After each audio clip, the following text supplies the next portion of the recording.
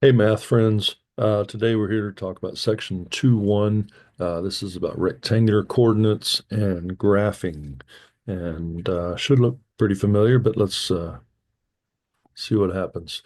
Here we got a picture of a French gentleman.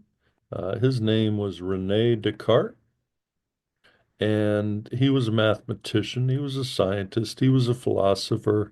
He was all sorts of things, pretty much an all-around genius, but he liked to lay around in bed and think.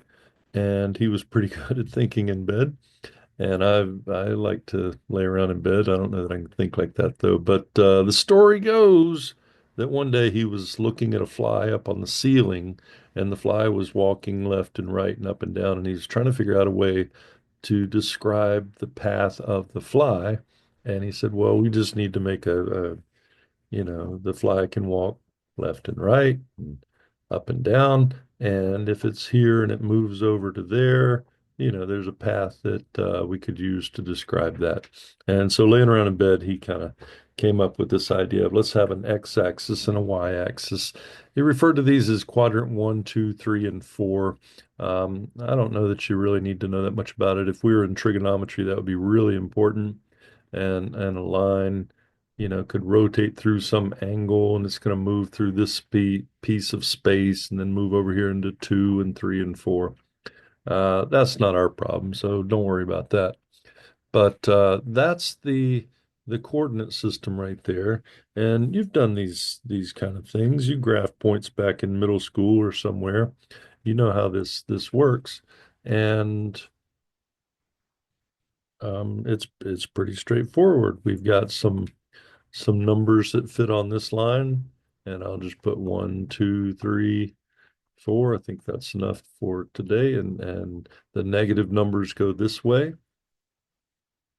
and that would be like it's labeled here, the x-axis. And of course, we've got the y-axis, and they're labeled two, one, two, three. It just makes it really easy to say, well, I'm at point 3, 4. And it's understood that when you have a point, we usually put it in parentheses like this, 3, 4.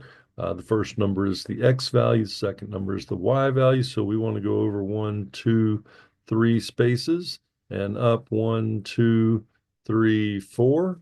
And there's a point right there. And I got off a little bit. Forgive me. Let's try that one. Okay. That would be at 3, 4. And we could use that system to get where we want. If I come backwards 2 and down 5, then this would be the point -2, -5. Okay, so nothing too surprising there about it. Always doing them in alphabetical order: X first and then Y. The X is the horizontal left to right number. Y is the vertical, the up and down number, and we can find all those points. Why do we care? Well, with these ordered pairs, we could make all sorts of things happen. And there's a idea from geometry that says anytime you have 2 points on a plane, on a flat surface, there is a line and only one line that runs between them. Or if there are more than one lines, then they are effectively the same line. But that's kind of the thing that we want to think about here. There are a couple other terms that we use. We talk about the slope of that line, and slope is how much does it rise versus how much does it run. You could see this slope goes uphill. If you had your car here and you're going uphill, you could see that that's an uphill road right there, right? Whereas you could have a downhill, uh, you know, could be going down the hill, right?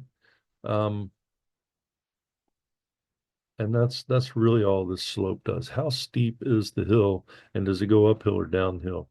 If I wanted to find the slope between these 2 points, that would be really easy to do because again, it's rise over run. So I'm going to make a little triangle right here. Take the x distance, take the y distance.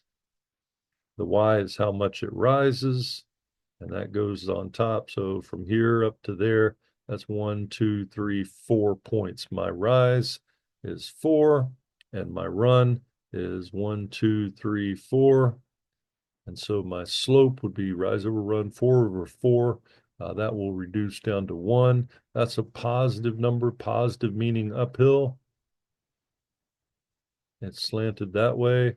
And the 1 tells me that every time I go over 1, I also go up 1. Over 1, up 1, over 1, up 1, right? And I could just keep doing that forever. What about this one on the bottom here? This one's a little bit tricky. Let's pretend like this point's right there on the thing, and let's continue this one down and let it be right on that juncture. I didn't draw a very great line there, but let's find the slope of that one. And I'll put number 2 or something to differentiate. Again, simply the rise over the run.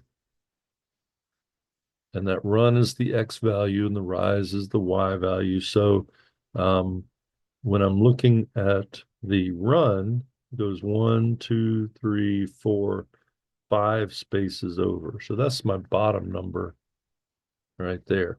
In that distance, as X moves to the right, the Y value moves down 1, 2. And to get that downward 2 in there, we call that -2. And so that would be my slope right there. Okay. There's another concept here I want to remind you of called the y-intercept.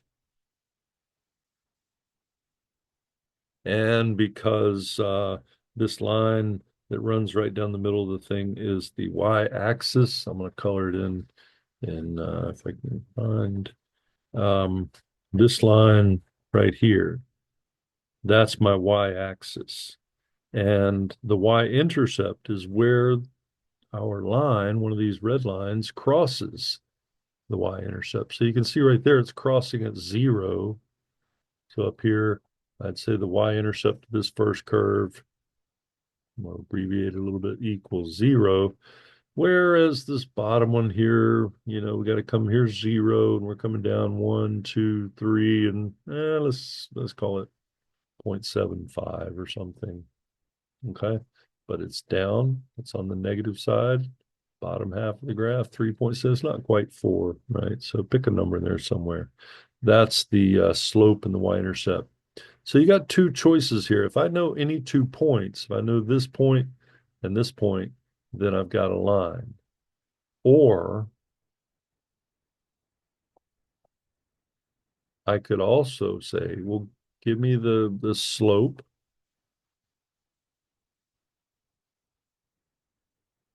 and give me the y-intercept wherever it crosses the y-axis, and I could define the point that way, right?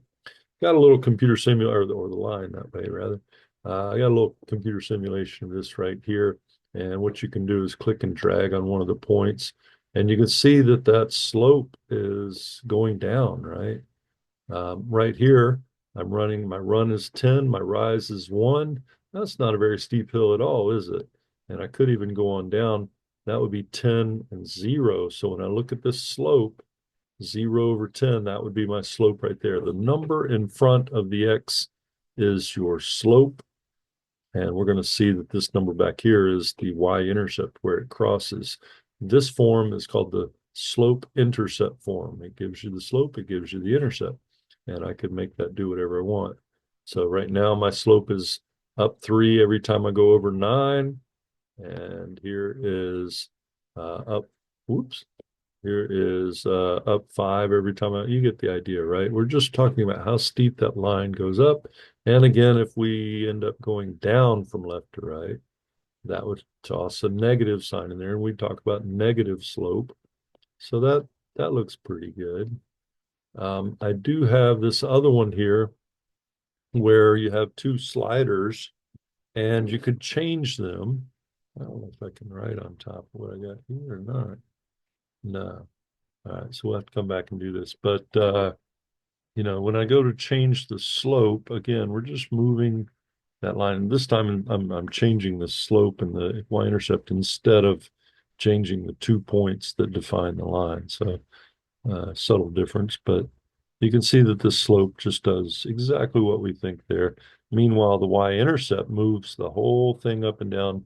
The slope is not changing there. The slope is a constant 0.7 or whatever it is, but the y-intercept, where it crosses the y-axis, is changing right there. So that's a couple simulations. I did put those up on the website, so if you want to play with those, they're kind of nice to have and to think about. But let me squeeze in here slope intercept form of a line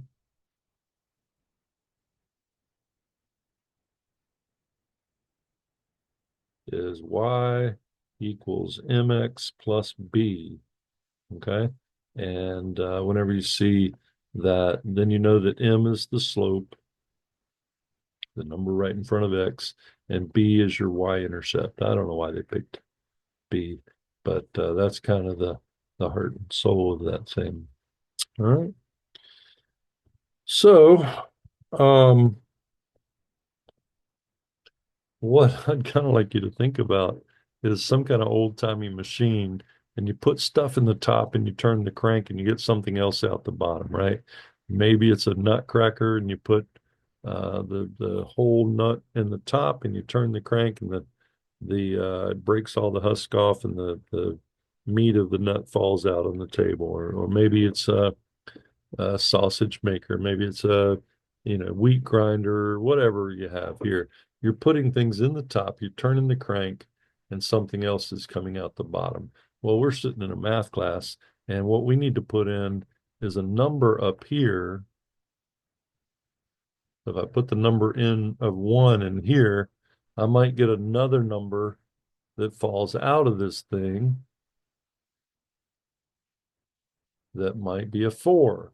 And so effectively, this machine took a 1 and it turned it into a 4. And you say, well, how would that happen? Well, I could have a machine, we use the word function, where y equals 4x. And so this would be a linear equation, but we could also call it a function. And sometimes we'll write it a little bit different if it's a function. Sometimes we'll say f of x equals 4x. But when I put the number 1 in there, this machine, this function, this linear equation multiplies everything by 4. So let's make a column for x, column for y.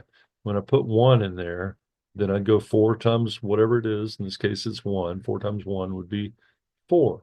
And if I drop a 2 in the hopper up here, then I'm going to get an 8 out because it multiplies everything by 4. That is its function. That is its purpose. That's what it does. And you could make as many of these as you want. They just go on and on forever. But this widget machine, this function, this linear equation takes these x values, 1, 2, 3, 4, and it turns them into y values. And I need some more of these because it goes on up, doesn't it? Oh, 16 somehow. All right, we're off the page here somewhere. But we saw that 1, 4. So here's the x value 1. I go 1, 2, 3, 4. This would be a point that came out of this.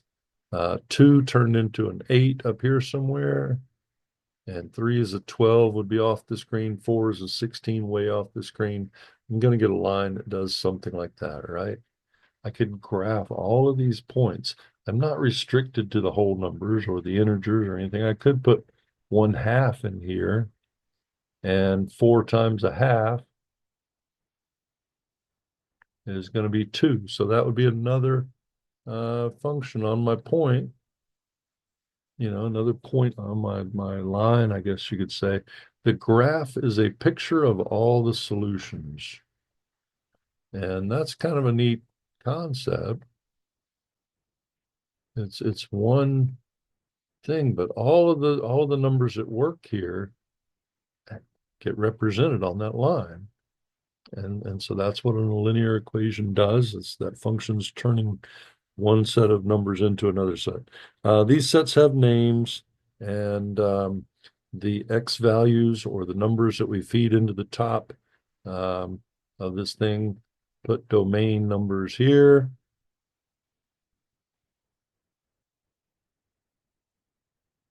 And we get the range numbers out.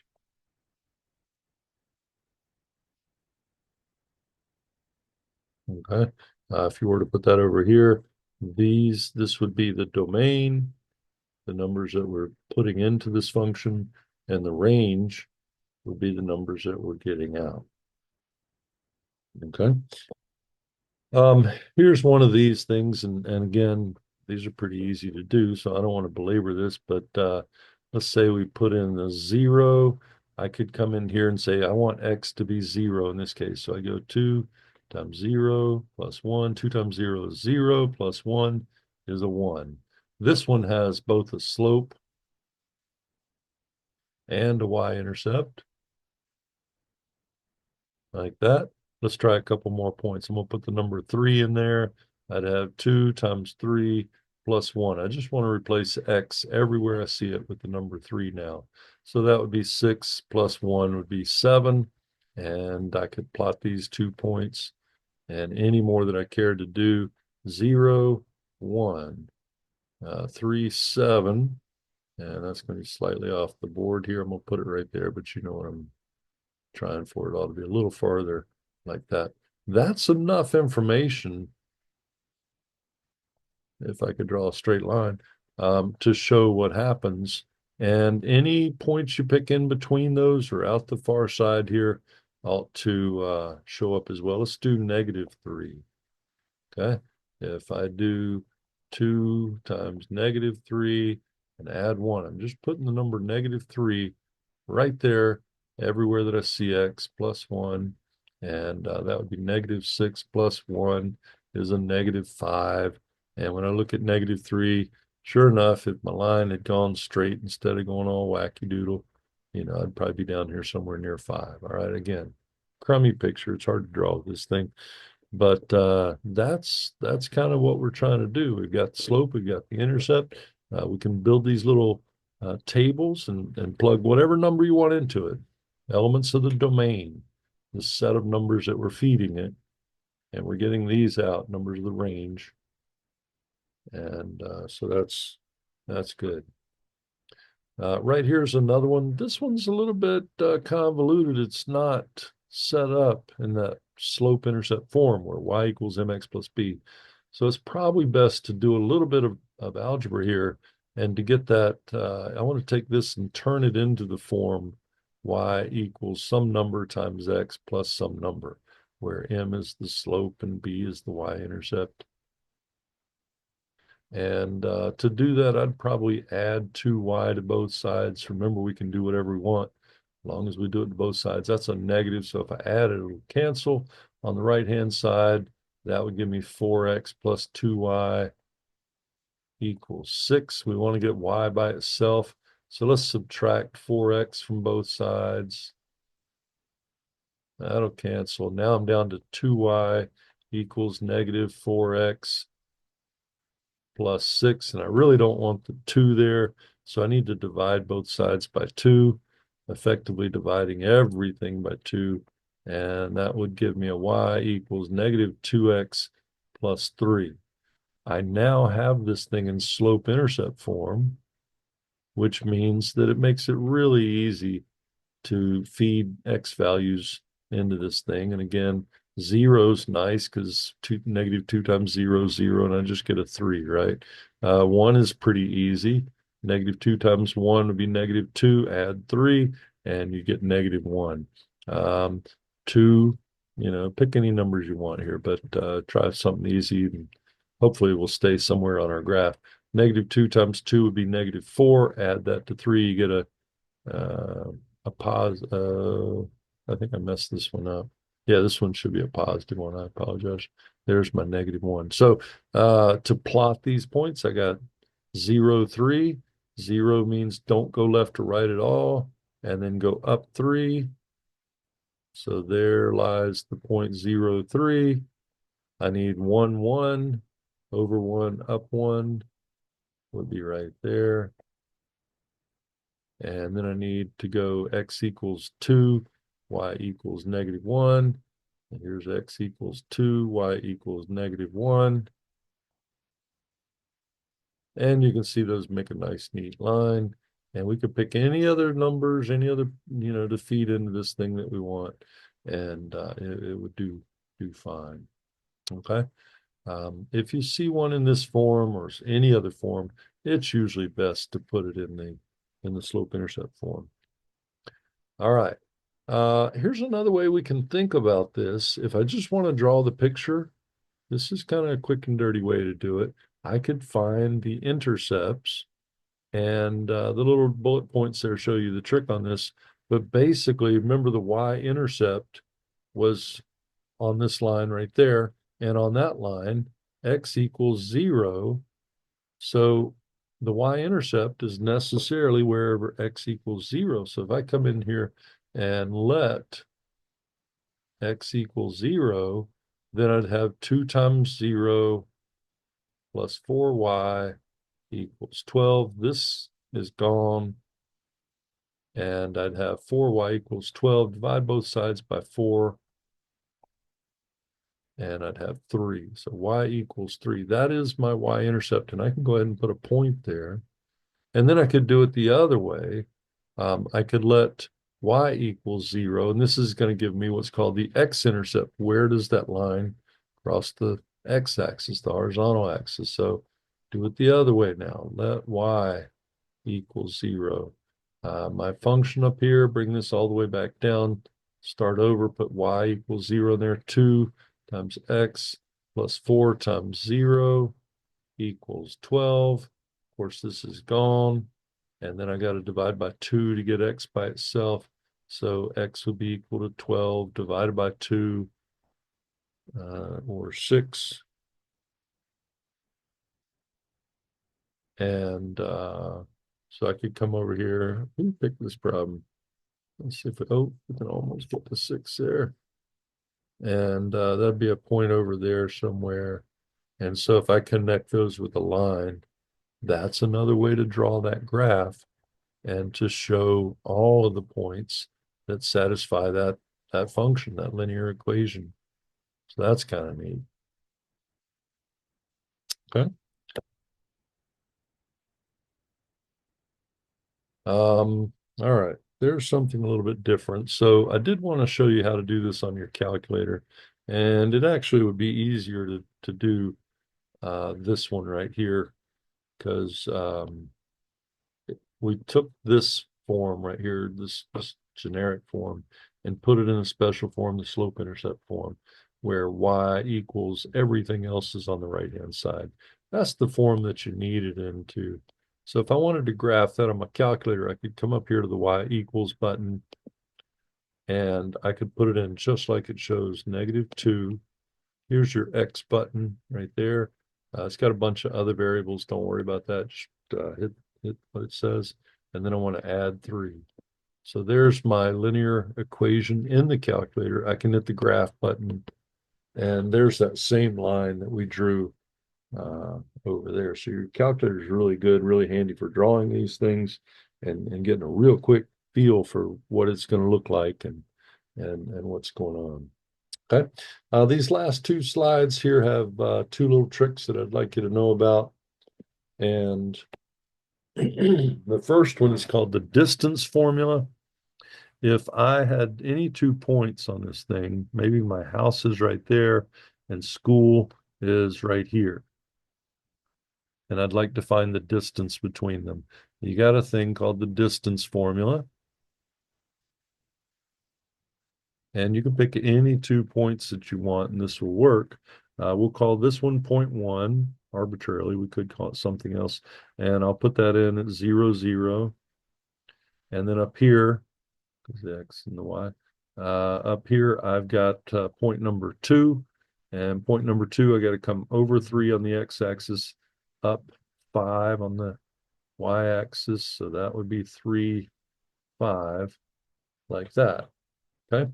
And what this thing does right here, it says if you want to know the distance between those 2 points, the length of that line segment right there, then you can feed the numbers into this.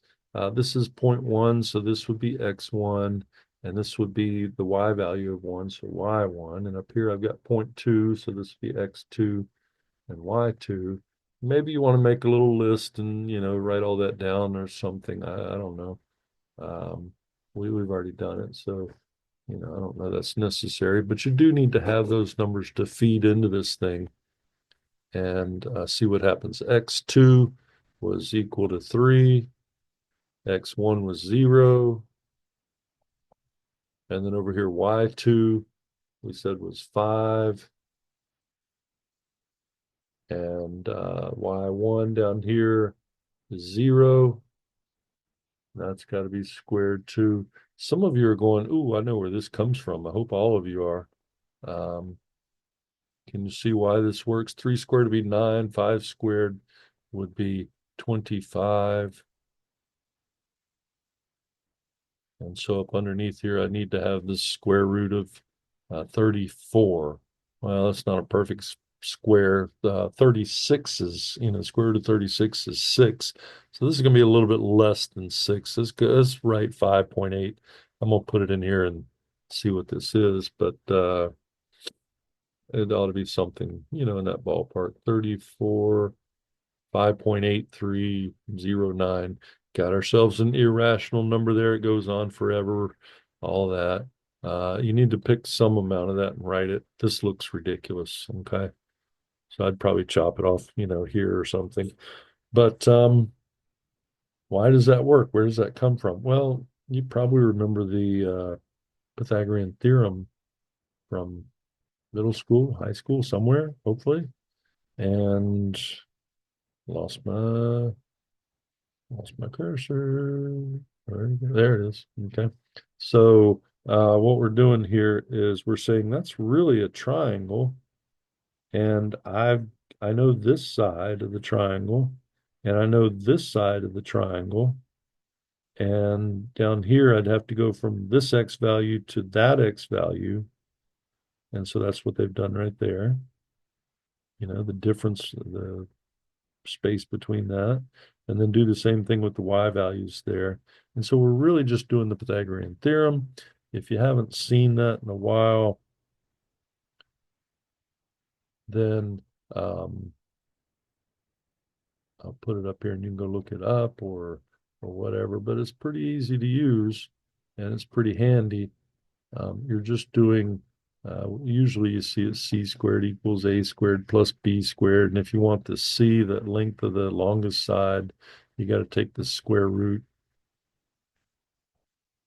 and that's the same thing that they've done right there.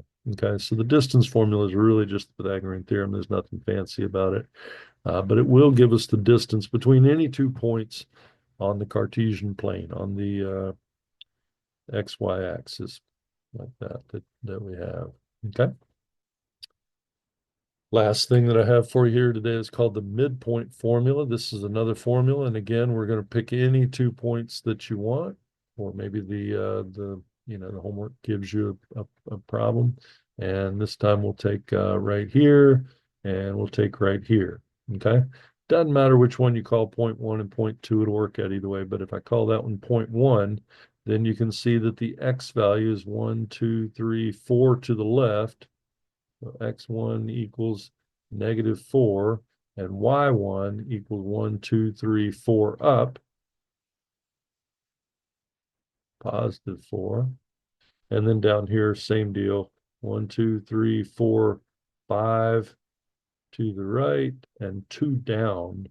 So that would be my x2 and my y2 right there. And if I just feed those into this formula, then I'll find the midpoint. Again, there is a line that lies between those 2 points. And somewhere in the middle is a point that we're calling the midpoint. And this formula just nicely gives you the coordinates of that. It's going to give you an x value, it's going to give you a y value, and you'll have the coordinate pair that goes with that. Let's see what happens here. X1 was -4, and I've got to add x2, which is 5. and then I divide that by 2. And then for the y value, for the second part of this, I got to take y1 plus y2. Well, y1 is 4, and y2 is -2. So plus a -2, or just subtract 2, divide that by 2. Okay. And I didn't pick very good numbers here because this isn't going to come out. I guess this one's not bad. But here I get a -4 plus 5 is a 1. Got to divide that by 2. This is going to be 4 minus 2, or 2. And about the only thing we can do to simplify that